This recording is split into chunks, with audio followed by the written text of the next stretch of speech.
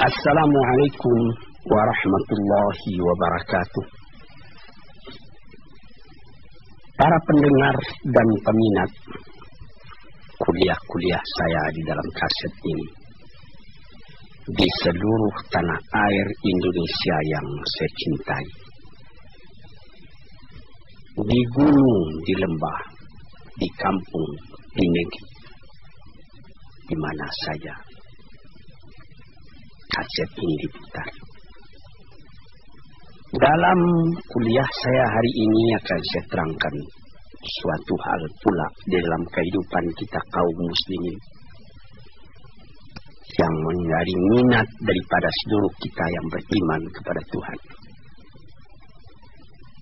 Ialah mengerjakan haji ke Mekah Al-Mukarramah dan berziarah ke makam Rasulullah sallallahu alaihi wasallam di Madinatul Munawwarah. Setiap tahun kita bangsa Indonesia yang jauh ini, yang disebut orang Syarqil Aqsa, di tanah timur yang jauh, telah beratus-ratus tahun sejak zaman dulu, masa ke Mekah masih naik kapal layar, namun kecintaan buat mengerjakan haji itu tidak kurang daripada kecintaan negeri-negeri lain di dunia ini. Saya sendiri pada mula-mula saya naik haji di tahun 1927 dalam usia baru 19 tahun. Ketika itu harga karet sedang membumbung naik harga getah di Jambi dan di tempat-tempat lain. Dan sewa kapal ketika itu, karena belum ada kapal udara sebagai sekarang, baru 165 rupiah pergi dan balik. Berduyun orang yang pergi. Dan waktu itu 165 rupiah pun sudah mahal. Dari tahun ke tahun, belum pernah turun sewa kapal itu. Pada tahun 1950, sesudah penyerahan kedaulatan dari Belanda kepada kita di bulan Desember 49, maka dekat-dekat bulan Agustus 1950, saya berangkat ke Mekah sebagai anggota MPH, Majelis Pimpinan Haji. Kabarnya konon sewa kapal pada waktu itu baru 7.000 rupiah pergi dan balik. Kerinduan orang buat naik haji sama saja, baik di waktu harga tiket 165 rupiah pulang balik atau 7.000 rupiah pulang balik atau 1,5 juta rupiah pulang balik atau sekarang ini sudah lebih lagi dan belum pernah turun. Namun jumlah orang yang naik haji, orang yang berminat naik haji tidak berkurang dari tahun ke tahun. Barangkali inilah salah satu mustajabnya permohonan Nabi Ibrahim kepada Tuhan, sebagaimana tersebut di dalam Al-Quran surat Ibrahim. Waj'al afidatan minan nasi tahwi ilaihi. Ya Tuhanku, jadikanlah hati manusia tertarik buat datang ke sana. Datang ke sana tidak sama dengan kita pergi piknik, tidak sama dengan kita menjadi turis ke Amerika atau ke London atau ke Paris, ke Roma atau ke Spanyol, ke Alabama atau ke Nebraska, ke Texas atau ke San Francisco. Tidak sama. kita ke sana buat beribadat. Kita dipanggil oleh Tuhan. Sekurang-kurangnya sekali seumur hidup kita, man istata'a ilaihi sabila. Orang-orang yang sanggup berjalan ke sana. Sehingga ada mazhab lama yang mengatakan berjalan betul-betul sanggup hendaknya ke sana. Seketika saya naik haji bersama istri saya di tahun 1968. Ketika kami naik mobil dari Madinah akan menuju Mekah. Di tengah jalan bertemu satu orang dari Afghanistan. Berjalan kaki hendak pergi ke Madinah. Saya hentikan mobil kami. Saya turun, saya berikan sedikit hadiah kepadanya untuk perjalanannya. Menggelanggang air matanya lalu perjalanan diteruskan itu. Semua orang yang ada agak sedikit iman dalam hatinya ingin buat pergi ke sana. Kejadian ini dapat kita ingatkan. Almarhum Presiden Soekarno sudah pernah naik haji. Kabarnya konon sampai ke makam Rasulullah di Madinah, beliau tidak tahan keluar air matanya ketika menghadapi kubur Rasulullah. Bung Hatta pun demikian pula. Semua telah almarhum, malah yang paling akhir Nyonya Fatmawati, bekas istri daripada Bung Karno. Dia berniat mulanya hendak naik haji bersama-sama dengan ayahnya di tahun 1979. Rupanya sebelum tahun 1980 ayahnya meninggal. Maka disampaikannya juga niatnya. Meskipun belum akan dapat naik haji, dia pergi umrah. Selesai mengerjakan umrah, dia pulang ke tanah air, singgah di Kuala Lumpur. Di satu hotel dia meninggal dunia. Demikianlah hati tiap-tiap orang Islam. Bagaimana kecintaannya buat pergi ke tanah suci. Dia tahu tanah suci tidak serupa dengan Paris, dengan London, dengan Roma, dengan Spanyol, dengan Nebraska, dengan Alabama, dan lain-lain. Di sana kalau musim panas terlalu panas, musim dingin terlalu dingin. Tapi apabila kita telah datang kembali ke tanah air, teringat musim dingin di sana, tapi di sini kita tidak kedinginan. Cuma jadi ingatan saja. Dengan segala kerendahan hati saya berkata, tuan-tuan, saya sudah pergi ke tanah suci itu baru 12 kali. Saya sudah pergi ke London 2 kali. Tidak ada niat saya buat ke London lagi, tidak. Saya sudah pergi ke Spanyol, tidak ada niat lagi buat melihat bekas Masjid Alhambra, Cordova, Granada, Sevilla, tidak. Saya sudah merasakan ributnya di New York, di Jepang, dan lain-lain. Tapi tidak ada kerinduan buat datang lagi ke sana, tidak. Ya, kalau datang panggilan atau datang undangan, pergi juga, tapi tidak seperti ke Mekah. Tidak dapat apakah ini termasuk yang irasional, kata orang, di luar ungkapan akal, dan ini apakah termasuk emosi, tidak tahulah. Tapi terbayang itu Ka'bah, terbayang sumur Zam-Zam, makam Ibrahim, sembahyang di makam Ibrahim, Allah, Hajarul Aswad, menciumnya. Puas hati pada waktu itu. Habis tawaf, berdiri ke murtasam, bergantung pada baju Ka'bah, menekur kepala tapi hati melanjut ke atas, mengingat Tuhan, memohonkan ampunnya dan ridha-Nya. Dan kalau pada 9 hari bulan Dzulhijjah, wukuf di Arafah. Sudah berapa kali saya wukuf. Tidak dapat saya gambarkan. Tiap wukuf, tiap air mata titik.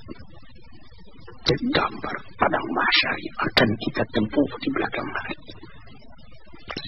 Tergambar pertemuan segala manusia yang menghamparkan sayapnya di hadapan Ilahi, memohon ampun dari lebahnya, memohon taufik dan hidayatnya, diizinkan pulang kembali ke tempat asalnya, ke kampung halamannya, buat menyebarkan akidah tauhid dalam kalangan umat.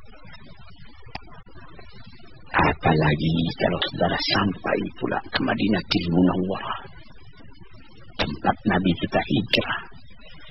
10 tahun beliau tinggal di sana, berjuang siang malam menegakkan tauhid,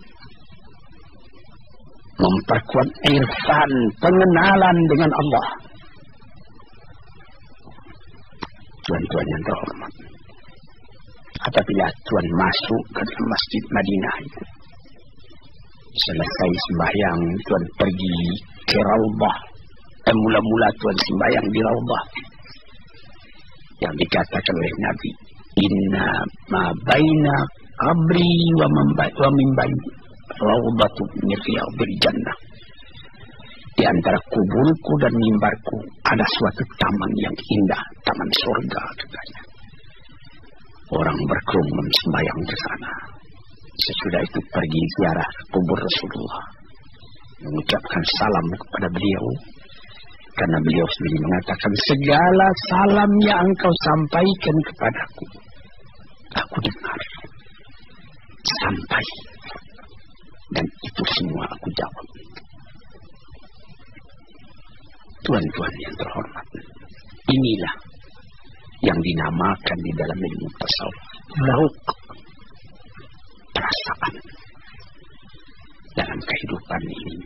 Di samping akal, di samping iradah, kemauan, ada lagi namanya atifah, perasaan. Perasaan inilah yang kita didik dengan segala ibadat yang kita kerjakan, seperti tahajud tengah malam atau ketika naik haji tadi.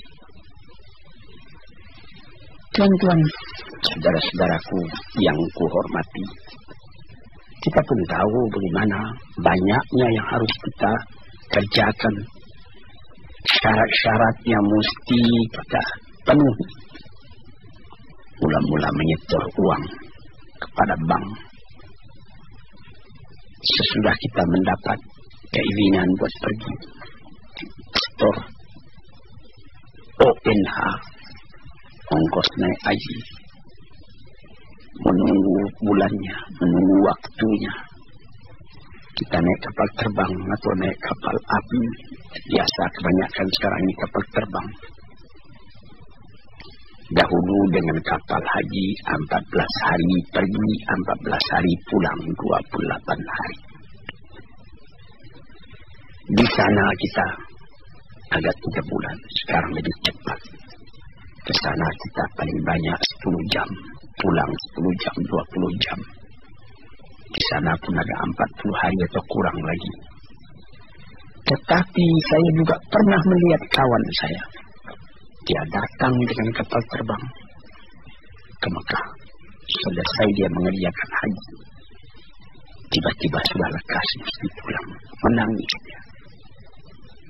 Yang lebih menjadikan kita punya air mata titik pada waktu tawaf wada, mengerjakan tawaf selamat tinggal, selamat berpisah dengan Ka'bah itu sendiri.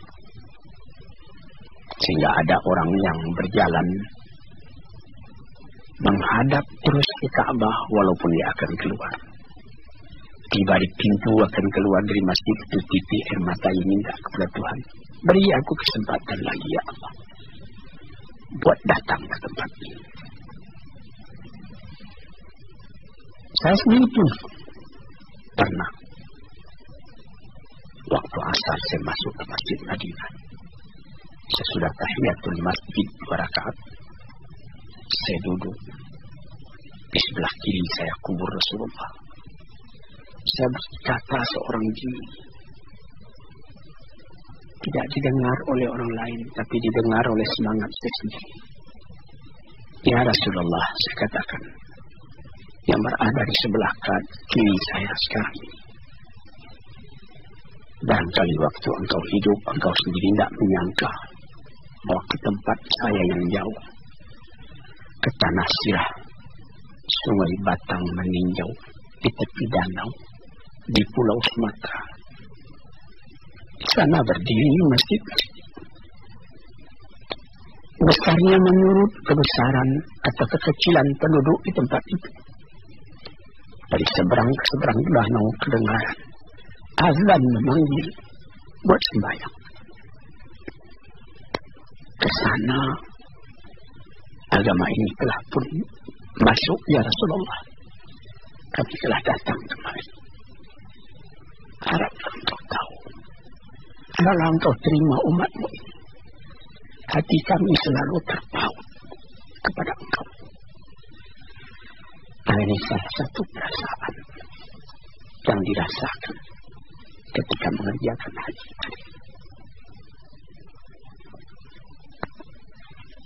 Pernah saya ketika menerangkan hal puasa menyebut bagaimanapun kerasnya peraturan namun dispensasi mesti ada.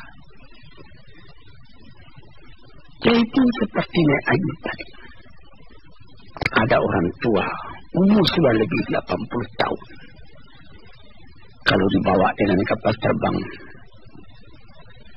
pun sudah susah. Duduk di kapal terbang berjam-jam itu juga capek. Seperti sudah mau bercerai-cerai rengkah-rengkah padanya itu kena angin. Orang yang begitu boleh menyuruhkan orang lain hajikan atas namanya. Asal saja orang lain tadi sudah haji pula lebih dulu untuk dirinya sendiri. Malah di dalam suatu hadis yang dirawikan oleh Daruqutni dikatakan, kalau ayahmu telah meninggal, ibumu pun telah meninggal, engkau boleh menghajikan dia. Dahulukan menghajikan ibu, karena ada hadis mengatakan ibumu 3 kali Rasulullah mengatakan. Jadi dahulukan menghajikan ibu daripada menghajikan ayah kalau beliau belum haji. Di sini kita melihat lagi dispensasi yang diberikan Tuhan. Bagaimana? Manistata ilaihi sabilah, kita sanggup ke sana. Kalau tak sanggup lagi, menunjukkan cinta, menunjukkan ketaatan, diterima juga oleh Tuhan. Para pendengar yang terhormat, para pendengar yang saya cintai, ini menjadi rukun yang kelima daripada kita mengerjakan agama. Syahadat kelas 1, salat kelas 2, puasa kelas 3, zakat kelas 4, haji kelas 5. Itulah perumpamaan yang populer dalam kehidupan kita. Sehingga dikatakan oleh Nabi, Al-Hajjul Mabrur laisa lahu jazaan illal jannah. Laisa lahu jazaun illal jannah. Haji yang mabrur itu, haji yang diterima oleh Allah itu, tidak ada pahala yang lain kecuali surga. Tuan-tuan bisa menimbang sendiri, apakah ujiannya haji yang mabrur itu? Haji yang mabrur itu terasa kalau kita pulang dari sana. Hati itu terus terpaut juga ke sana. Ka'bah berdiri di Mekah, tetapi setelah kita naik haji, dia berdiri dalam hati kita. Dia berdiri di dalam ingatan kita. Dia terbayang terus seakan-akan di hadapan kita. Terbayangnya Ka'bah tadi memperingati pula, memberi ingatan kepada kehidupan kita. Akan hidup dengan tujuan yang tetap sampai bercerai nyawa dengan badan, bertali dengan Ka'bah. Menyembah kepada Allah, menghadapkan muka kepada kiblat. Sehingga sampai di negeri sendiri berubah hidup kita sendiri daripada yang kurang baik kepada yang lebih baik. Ini tanda daripada haji yang